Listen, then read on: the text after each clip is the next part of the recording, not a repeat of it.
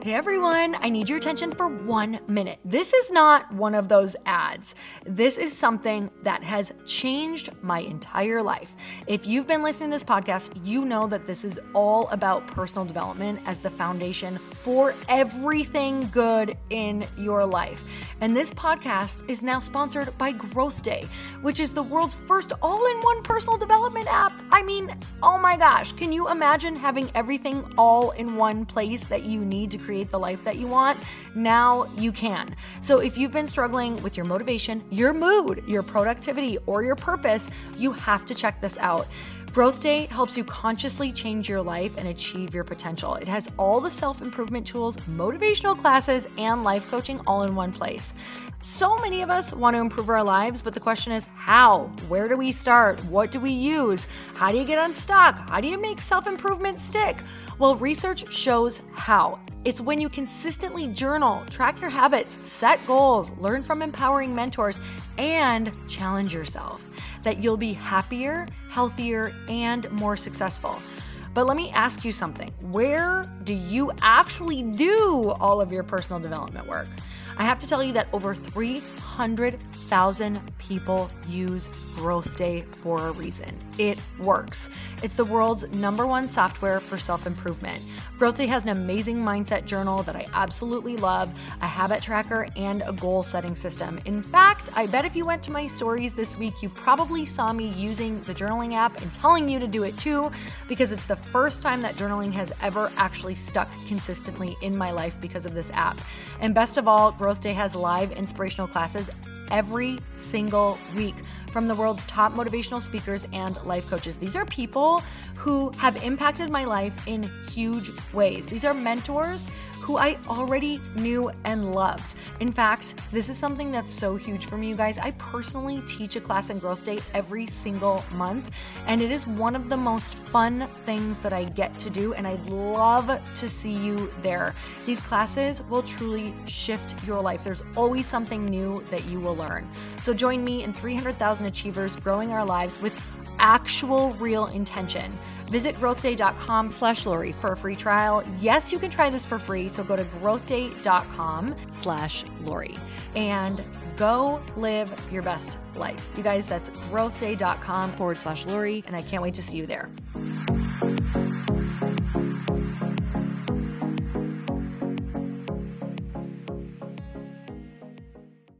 I'm always kind of choosing between what's worse, the resentment or the guilt after saying no. Yeah. And for me, yes, the guilt sucks, but I've learned the resentment is worse.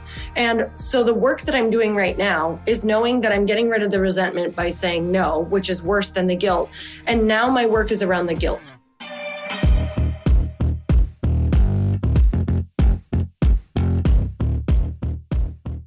And we're back. With another episode of He Said, She Said. How good does it feel to come in off the boat every single night? Like, how good have you been sleeping? We're getting a good 3 days in a week, maybe 4.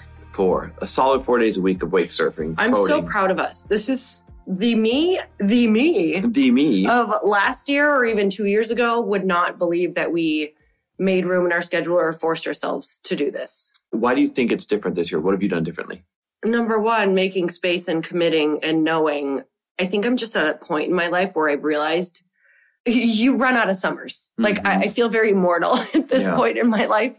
And I looked back over all the summers that we have had, and I've just worked through many of them, meaning just work. And I don't necessarily know if that work serves the greater purpose of what I actually want done with my work and life, meaning I recharge and do better on podcasts. I do better when I'm speaking. I do better in my business because I get more focused when I have joy to look forward to at the end of the day, and I get shit done faster. Okay, wait a minute. This is really important for everyone who finds themselves working their life away out there, because there were stages where we did that. And you just said, well, all the other summers in the past, I would work, right? Like I remember coming out to the motorhome, be like, sorry, I got calls all day. And I'd be like, you want to go boating, you know?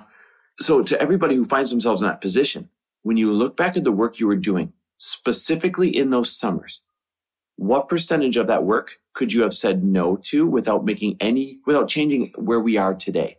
In other words, without hurting our lifestyle? I mean, minimum 20%, because I look at a lot of it and it was calls that I felt bad about or podcasts that I felt bad about because I wanted to be on these things. I wanted to do these extra things. You felt bad saying no. I felt bad saying no. And also, like I said, it's not that I didn't want to be on them. I did, but that goes into what we're talking about today. It's interesting that you said that because that is one of the reasons for my success, or one of the reasons I thrive as a human and in business and in general. Listen, there's a million things I do wrong, right? I'm sure you probably keep a running list somewhere. It's just a small notepad. It's just a small notepad of everything I do wrong. But the one freaking thing that I really get right lately is I do not respond to other people's agenda. And I think the best way to demonstrate that is email. I get into my email probably twice a week. And some people might hear that and panic. Like, what if there's something important in there? Listen, here's my view around email. And here's my view around responding to other people's agenda, right? What other people need, what other people want to get done. Number one, I don't care. This might sound bad, but my life and my joy is more important than somebody else's agenda. Judge that as you may. But number two, if it's important enough, they'll find a way to reach me with it. In other words, if I don't get my email for 3, 4, 5 days and it's important, they're going to know to reach out to Taylor, my assistant. They're going to know to find my number. They're going to know to ask a friend of a friend or DM me 100 times. If it's important, they'll find me. And by taking that stance, I realized, holy crap, 99% of the requests in my email or in my DMs or, however people get hold of me are other people's agendas that are important to them, but not important to me. What's so interesting is you've been able to move your life and businesses forward so fast lately, meaning Massively. I feel like things are moving really quickly for you. And okay, so my question to you though, Chris, is the past me listening, and even me now, gets a little bit triggered around that. Like, but what if you miss out on an opportunity? But what will people think of you who you need to respond to? Or what about people in your business? How do they access you? These are two separate things. These are such good questions. I'm going to separate them like this. One question is, oh my God, what if I miss out on an opportunity? The second question is, what will people think of you? And then what about people in your business? How do they access you? Who are your clients? See, my clients and my business partners have my phone number, my real phone number, and they text me. And every day I get down to basically 0 inbox for text, right? Even though I get a lot of them. So those who really need me, whose agendas I care about on a regular basis, my clients, my business partners, they know to text me and they know that they'll get a response that day from that text. Everybody else that doesn't have that number, then you'd have that number if I knew it was something important. Does that make sense? Yeah. All right. But let me answer these two questions because these are very important. The first one, gosh, I'm forgetting now. The first one that you said was, the second one was, what will people think of me? The first one was, what if I miss an opportunity? This is what screws people up. This is why they yes themselves to death. And that's not a judgment because I've done that and I've watched you do that in the past. I did it for years. You guys, you probably won't believe me. But if I could somehow open up your head and install this one piece of information into your brains and have it resonate as truth, it's this. There are more than enough opportunities at any given time. And you do not need to say yes to the one in front of you simply because you think that if you say no to that one, that it's the end of opportunities. Opportunities will never stop coming. Opportunities will never stop presenting themselves. Opportunities are always going to be there, especially if you're a proactive go-getter. People will flood you with opportunities. So you can't say yes to everything. You can only say yes to what serves your agenda. It's so interesting. You know who's such a great example of this that just is blaringly clear to me? Jenna. Is Jenna Kutcher. I knew you were going to say that. And, she pretty much said no to everything for a very, very long time. And what happens is the more that you focus on your own stuff and get yourself out into the world in such a clear way, like she is clear on who she is, right? Like she is a marketing genius, and she has an incredible podcast. She has incredible courses, and she focused so hard on those things and family time. Like that, those were her main things. It was family and her business. And in fact, the opportunities grew so large because she was out there in such a focused, clear way that when she decided she wanted to be out in the world for a while, it was like endless, massive opportunities. I would say even more than if you were watering down your message and taking all these different opportunities and taking yourself away from trying to figure out why you're really here and what message you want out in the world. Like that girl focuses on her social, her podcast, and her family. And it's like never ending opportunities in her inbox. And she has a great life, like we know firsthand because of it. And this is, I'm going to keep using email as my metaphor, but it also applies to other parts of life, right? I just don't care about everybody else's agenda if it's going to chip away at my agenda of happiness and how I want to design my life. And I refuse to respond to everybody else's agendas. When I look at my email every few days, guess what it's full of besides advertisements? After I get through the advertisements, it's full of, I want to be on your show, or I want you to invest in this, or I want you to do X, Y, and Z for me. It's all I want. Now they spin it better. They pitch it better. They've got a great approach to the way, but the truth of it, if you get away, if you dig through all the pretty words, it's I want for me. And that's somebody else's agenda that is important to them. And I love that they're go-getters, but it doesn't have to be my agenda. And I just don't let it be. Right. And it's not that you are telling people to stop doing that. It's very important for you to keep outreaching and doing those things, but also understanding, which this is so great. Like it's not personal with you, which goes to show you guys, if you're not getting your answers right away, they're probably overloaded. Like many people who are, the people that you want things from are probably overloaded with the same exact type of asks that you're asking. It doesn't mean to stop asking. It means to understand to not take it personal if they're not responding to you right away. It also means to be diligent, right? And figure out different ways to add value to get attention. Probably somebody right for you, Chris, and if they're DMing you and emailing and showing up in different ways that add value, you're probably going to look at their email first over many other people. Somebody's done that in the past and it actually worked. They'd emailed me a couple times, didn't know, didn't care. Then they DM'd me, not, hey, sent you an email, why didn't you see it? But they actually DM'd me, hey, sent you X, Y, and Z. It's a really great opportunity. Didn't want you to miss out. Also totally not attached if it's not for you, but just wanted to try and reach you in a different way. And it was, what they had sent was kind of cool. So then I went back and I looked for their email, and that was even cooler. And, we started working together. So my second question to you is the not caring. How did you get to that place? And it's not like he's like, F off, I don't care about you. It's that what has gotten you, were you like so full of resentment or so full of frustration or to a point where you couldn't live your life the way that you were living anymore to get to a place of not caring? Because I know, especially for women, we care way too much, where this might be triggering for even some people to listen to because they're like, I'm not even capable of not caring like that. I don't understand it. So explain that. I care about people greatly, like, at an insane level. I care about my very short life more than I care about everybody else's agendas. You can care about two things at the same time, but care about the other thing more so that you protect the thing that you care more about. Does that make sense?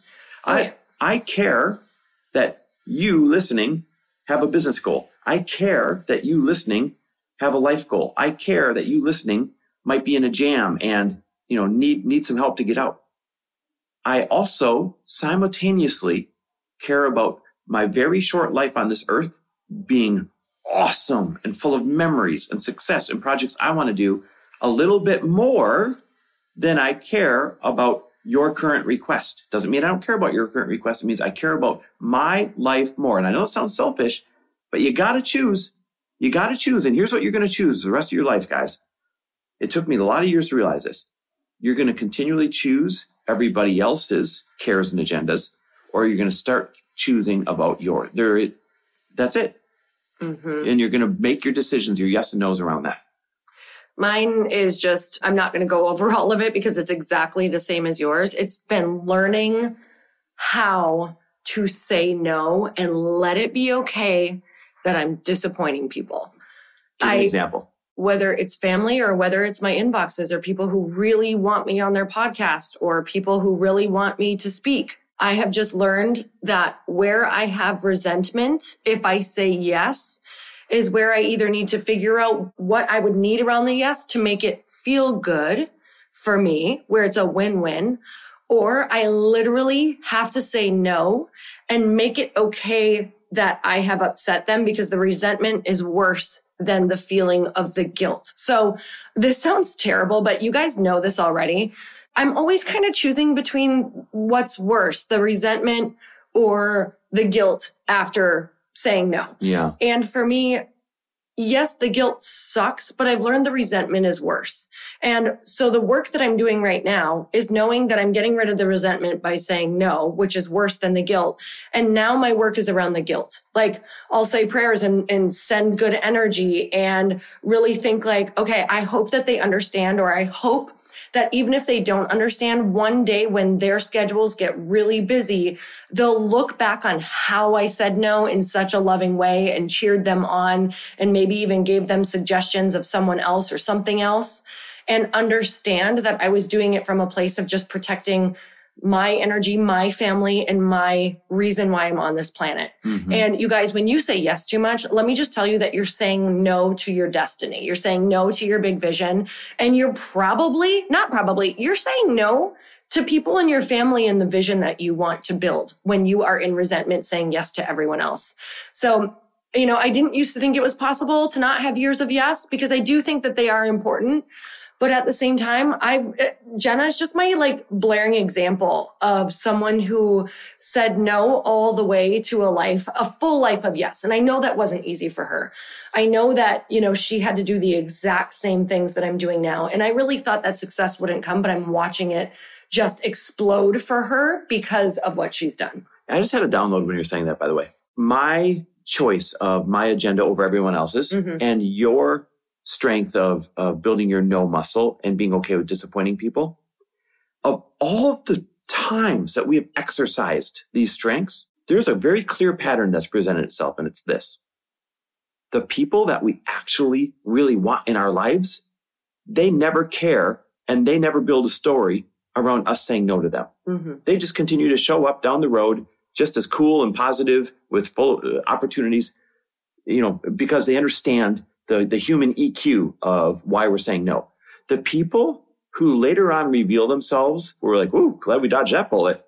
They're the ones that have resentment and get weird when we say no. Mm-hmm. So let this be a litmus test for you who's listening.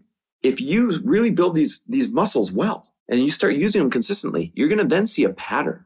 The ones who are upset with you rejecting their agenda or their request, they're the ones that end up revealing themselves down the road as like, cuckoo, a little bit glad that we didn't, end up partnering. And the ones who are totally okay and respect you respecting yourself, they're the ones who continue to show up later with value adds and you're excited that they're in your life. And so the way to know that you are someone who is probably going to create what you want and create the relationships that you want is when you are getting rejected and people are saying no to you, are you okay with it? And this is such a practice. Yeah. And this for me is when the tables really started turning, is when the women that I kept asking and feeling rejected by and building a story around, like, they don't like me. Oh my God, how selfish of them. Like they can't even spare an hour of their time after me asking for 2 years. When I let go of that story and said, I don't need to know the why, mm-hmm. they might really just be like wanting to, maybe they don't need other people in their life. Maybe they're so packed that they feel resentful already. Maybe they feel like their dreams are not happening. Maybe they just don't want to, or maybe they just don't like me. When I fully decided to let that be okay, mm-hmm. is when everything started opening up for me and I couldn't miss the opportunities that were for me. So practice that. Yeah. And this might not even be about you saying no. This might be about you accepting all of the no's fully and letting it be okay that other people have beautiful boundaries to protect why they are here on this planet. And it might not include working with you ever in this lifetime. And that is okay. It doesn't mean to stop asking. It means to accept all of the no's and not build a story around it. By the way, I'm sitting here laughing because I just realized someone is listening to us right now thinking we're talking about them. Oh my God, they must have we are not. Emailed or something. I swear to God, like the God I pray to every day, I swear to God, I don't have a single human in mind. This episode is not spawned by a recent reach out or anything at all. So don't build a story. Oh my gosh, no, this is like our 12 years in business of figuring out our own life and figure out, okay, what are we going to talk about today to add value? Personal and us trying to figure it out. Oh my God, that's funny. I thought I'd better throw that disclaimer in there. Don't build a story. It's not you because we're not thinking about anyone in particular. Oh my gosh, this is just for you guys. So anyway, we're sending you so much love today and always grateful for you tuning in. Yes. And by the way, don't forget, always happy to text you a positive money mantra or business perspective every single morning that I wake up. You know what's really funny? Lori, do you even know this? It costs a couple $1,000s a month for me to send out those texts. I do know that now because the price went up. Right? And I don't care because I love it so much. No agenda attached to it. I love when I get the responses every day. Oh, I needed that. Oh, that totally changed my mind this morning. Oh, I feel so much better. Oh, this got me through the day. So if you want me to text you a positive money mantra or a positive business perspective of the day, send me the word daily. Text me the word daily to 310-421-0416. Again, text me the word daily to 310-421-0416. Thanks for listening. We always love and appreciate you.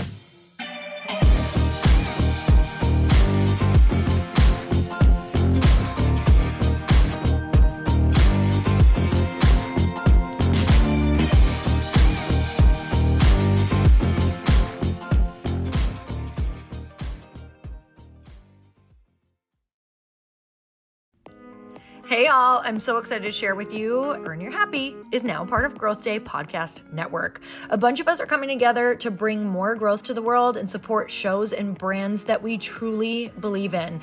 And one of my friends is also on the network, and I'd love for you to go subscribe to his show. You guys, Trent Shelton has the most incredible podcast. It's called Straight Up with Trent Shelton, and it's going to remind you that you are built for this. I have heard Trent speak in person multiple times. I've listened to his podcast a ton. He's coming on the show and I literally cannot wait because this man just spits straight fire. It is like truth that goes to your core and makes you take action right away. If you want one of those podcasts that when you're just out on a walk, you can't help but want to start running and run through a wall in your life, this is the show to go listen to. So you guys make sure that you go subscribe to the show Straight Up with Trent Shelton. You're going to love it.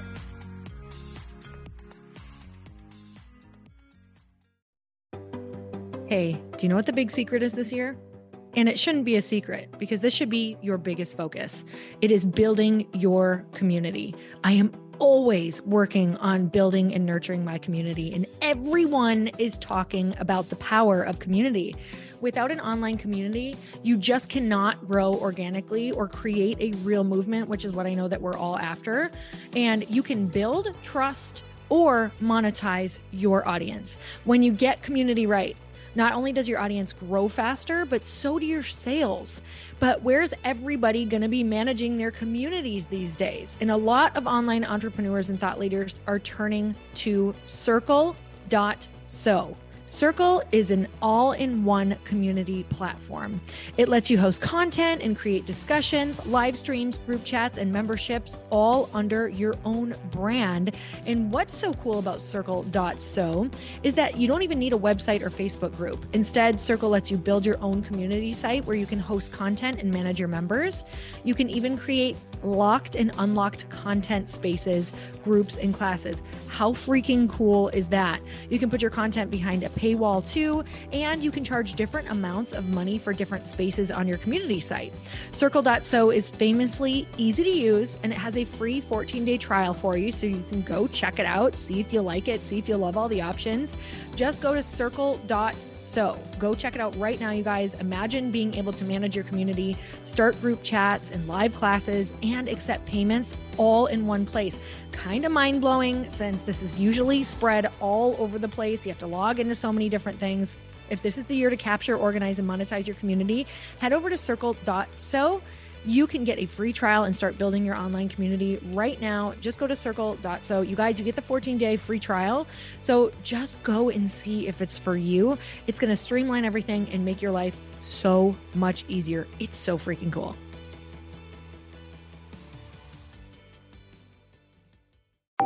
Want to know a huge secret to my success? Okay, not only my success, but just about every single person that I have interviewed on this podcast who is successful has this in common. You guys, they love to journal.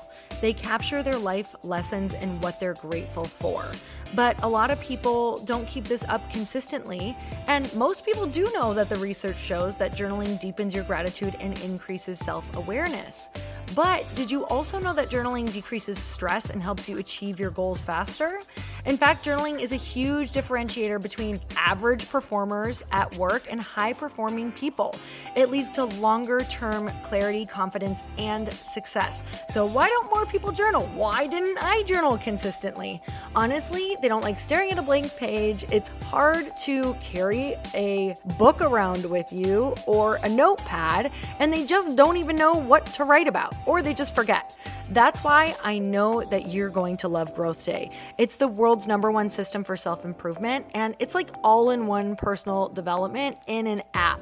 And it has an awesome digital journal, and people love it. Growth Day's digital journal has hundreds of research-backed writing prompts for self-reflection, positive mindset, confidence building, and success. I use them all the time, and it makes me think in ways that I typically don't, and it makes me ask myself better questions, which we all know gets better results in our life. It even has prompts that help you develop a daily, weekly, or monthly habit of reflecting on your life and identifying areas to grow. So it's a perfect time of year to start journaling, you guys.